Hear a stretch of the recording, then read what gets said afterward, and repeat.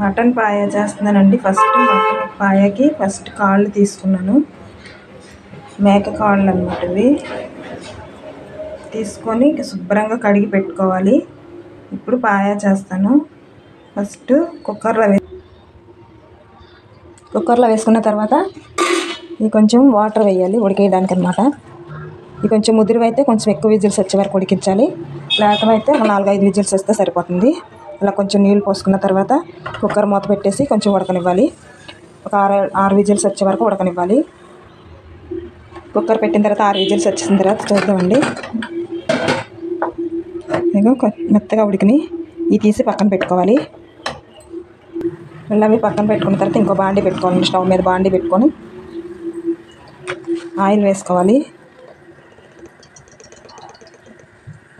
నేను కొంచెం ఆయిల్ వేసాను.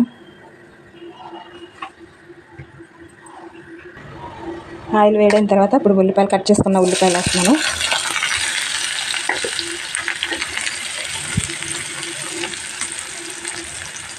తర్వాత పచ్చిమిర్చి కొంచెం వేగనివ్వాలండి. ఉల్లిపాయలు వేగిన తర్వాత 1 స్పూన్ అల్లం వెల్లుల్లి పేస్ట్ వేస్తున్నాను.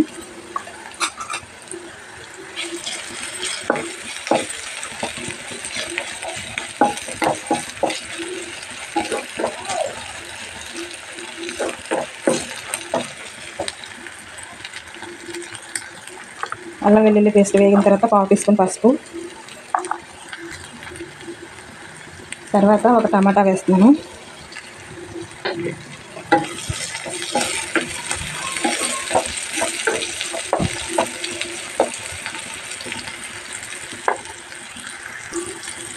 తర్వాత కూరకు సరిపోయినంత కారం వేసుకోవాలి.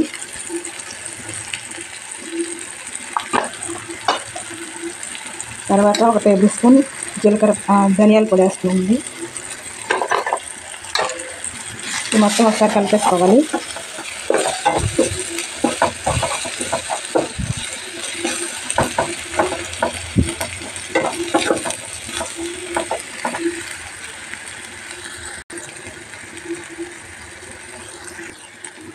కారం ధనియాల పొడి బాగా వేగిన తర్వాత ఇప్పుడు ముందుగా ఉడికించి పెట్టుకున్న కాళ్ళు వేసుకోవాలండి. దీంట్లో వాటర్ కూడా వేసేసుకోవాలి.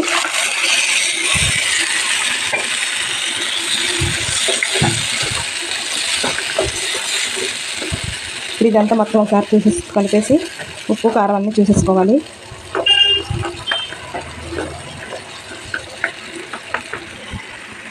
ఇప్పుడు కొంచెం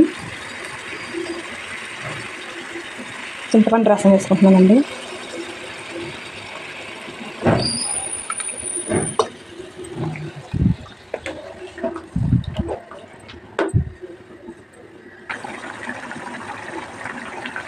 ఇప్పుడు తగినంత సాల్ట్ వేసుకోవాలండి.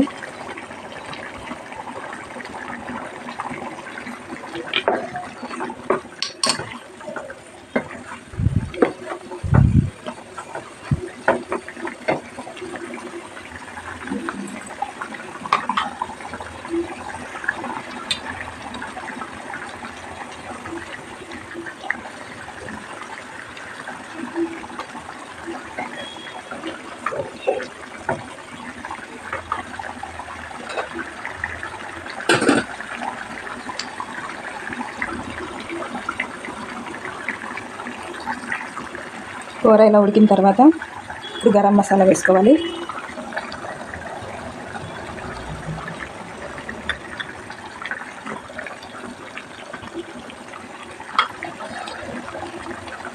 తర్వాత కొంచెం కొత్తిమీర వేసుకోవాలి.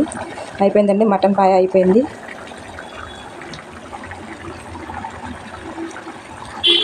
స్టవ్ ఆఫ్ చేసుకోవడమే.